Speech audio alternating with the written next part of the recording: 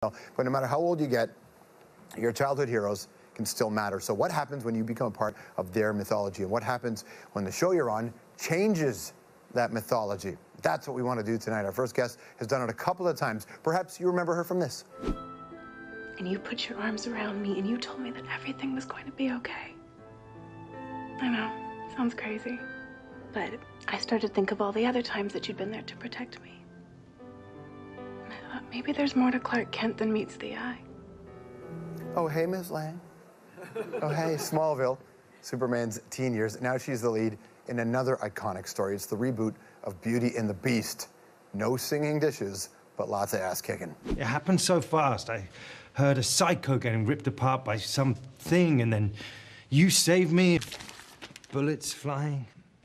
Evan, whoever this vigilante is, it is not a something. Cal, it's just you were right there, and he was right there. I was too busy trying to save your ass. She's got old gangster, Kristin Kreuk. Hello, miss. Hello. Lovely to see you. Good to see you. How are you?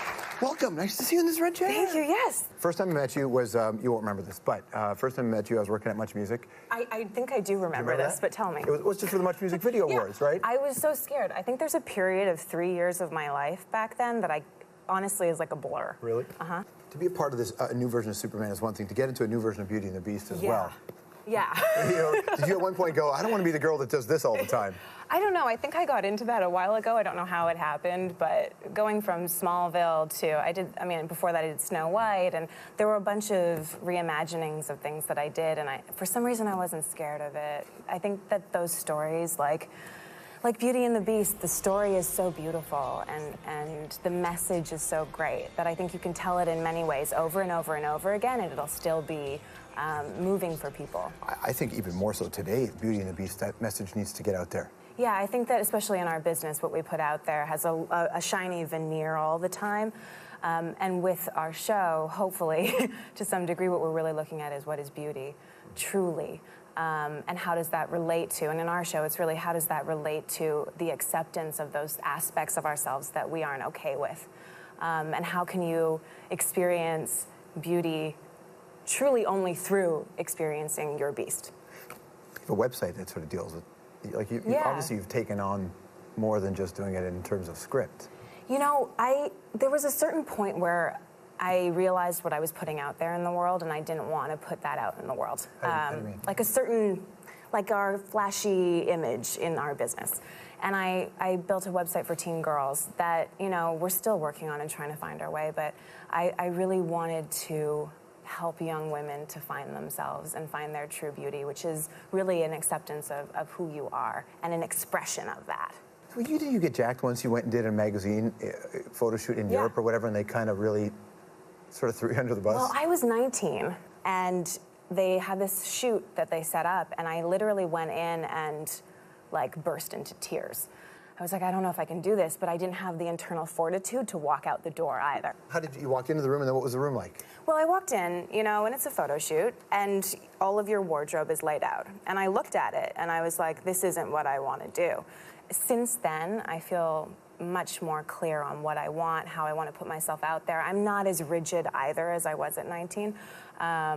But yeah, that was a huge experience in my life. I want you to give me play-by-play. I'm going to play a video clip, and I want you to tell me what's happening. No, because in terms of getting an honest representation of you, the look on your face in this is fantastic. Oh, my God. I'm so concerned. No, don't be scared. It's amazing. It's amazing. Well, maybe you should be concerned. Okay. No one's going to mess with you. Please tell me what's happening here. Oh, jeez.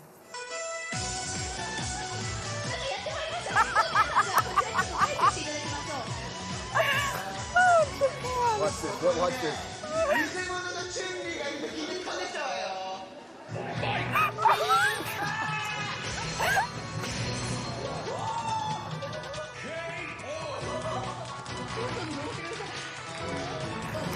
Oh, my Lord. Dude. First of all, the look on your face is, all right, I'm going to kick you in the pills, but I don't know what's going to happen. Okay, that press tour was wackadoodle. That was a wacky press tour. Was it like the Chun-Li that you did, right? That movie? I did that movie. I did a press tour in Japan, and they have the craziest ideas. They're so creative. Okay, I'm going to play another clip from your past, and I want you to give me play-by-play. Dear God. Got a little special thing I'd like to do tonight.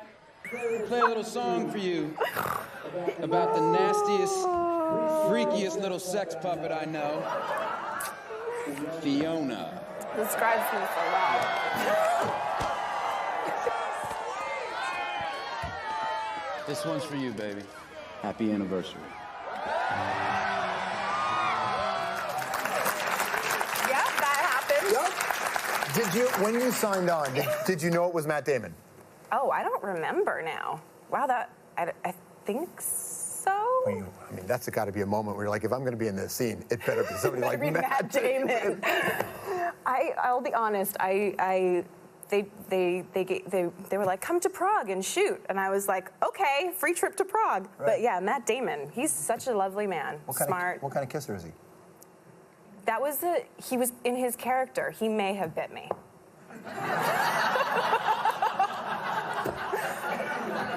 Possibly. What a real pleasure to see you. Thanks so much for coming in. Thank you so Right much. on. Kristin Kreuk, everybody. Beauty and the Beast is the name of the show. You can catch it right here on Canada. It airs on that lovely network called Showcase.